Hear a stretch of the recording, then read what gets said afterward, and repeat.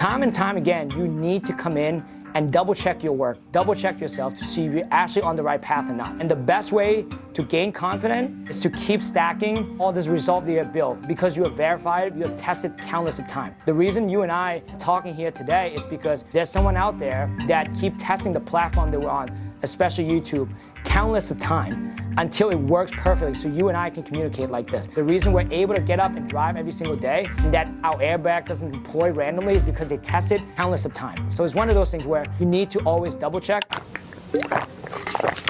All right, everyone, welcome to another episode. So today I want to talk about what is it costing me to be right? And what I mean by that is that every morning, all of us get up and they want to be proven right. So the one thing that I always joke around when I heard it in my household is when my wife said, you know what, babe, you're right. I'm like, what? Did I just hit it right? But then that's, inflated my ego and I'm just walking around all day. But there's a cost to that when you're being right. Because when I'm right, that means I assume that everything I know happened to be true. If I know that everything happened to be true, I'm not gonna adjust my verview. So I'm gonna keep operating under that same path. Right? I'm not gonna deviate from it. So what happened is that when you keep going that path and you have a lot of people that keep telling you, you're right, you're right, you're right. It's reinforcing a negative pattern where you're just used to being right all the time and you start missing some blind spot that you have. So the cost of being right is not being able to innovate, not being able to keep up with the market, right? I was listening to Alex Hormozi podcast and he was saying how when he was working with some company, they would say, oh yeah, we crushed those guys. Those are our company, we crushed them. And then he asked the person he was talking to, say, hey, what benefits do you get by thinking that?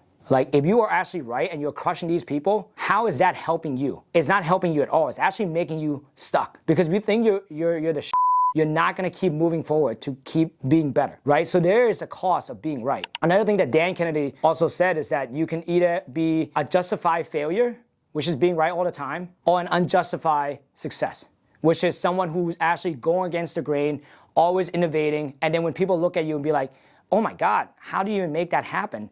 There's so many things you have to overcome in order to get there, right? And I'll tell you a personal experience with this. So when I first moved here, I moved here in 7th grade, and obviously English is my second language, so I was placed in ESL, which is, where they teach you how to speak English, right? And the hardest thing for me was I understand what's going on in school. I just couldn't communicate it. So there were teachers that were just kind of labeling me where like, okay, well, this kid doesn't know what's going on at all. But in my head, I could do math without calculators. I remember walking into math in 7th grade and I see all the kids have calculator on, and coming from Thailand, we don't use calculator. So I'm just like, what is this? Is this a joke? But again, I was able to do all those problems. But then when I go to English class, all the other classes, I don't really know how to communicate, but I know exactly what's going on. People would just assume that I didn't know what happened. Now, if I bought into that belief that they're justifying me, that I don't know what I'm talking about, and I don't push back against that and being an unjustified success, I would never get out of ESL. And I was able to test my way out of ESL within a year. So by 8th grade, I was able to graduate out of ESL and then took normal English class, right? And then by sophomore year, I took some honors class. By junior and senior, I took some AP classes, right? So these are things, that's progression. So sometimes when people are telling you and they try to justify why you shouldn't be successful, you need to go back and figure out, okay, how am I gonna be an unjustified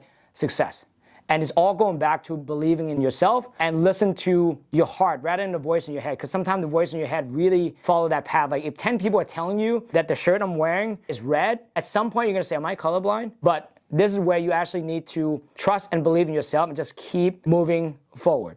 So the cost of being right is coming at a cost of your own peace, because you're right all the time, then you don't know what else is going on. Then you can't adapt, especially in the market that we're in now. So another thing I have to share is you guys might listen to my whole story, how we have some billing issues. And those billing issues started with my peers biller telling me what I was being right about. What we're doing is currently correct and everything's up to date. And by listening to that and not justifying and not verifying and not checking myself to see if that information actually correct, actually cost me upward of $200,000. So that's the cost of being right. And that's the cost of people telling you you're going down the right path. Time and time again, you need to come in and double check your work, double check yourself to see if you're actually on the right path or not. And the best way to gain confidence is to keep stacking all this result that you have built because you have verified, you have tested countless of times, right? The reason you and I are talking here today is because there's someone out there that keep testing the platform that we're on, especially YouTube, countless of times until it works perfectly so you and I can communicate like this. The reason we're able to get up and drive every single day and that our airbag doesn't deploy randomly is because they tested countless of times. So imagine if someone said, Elon, you're right. you're right about everything. He would never have Tesla or SpaceX. So it's one of those things where you need to always double check, and there's a true cost of being right all the time.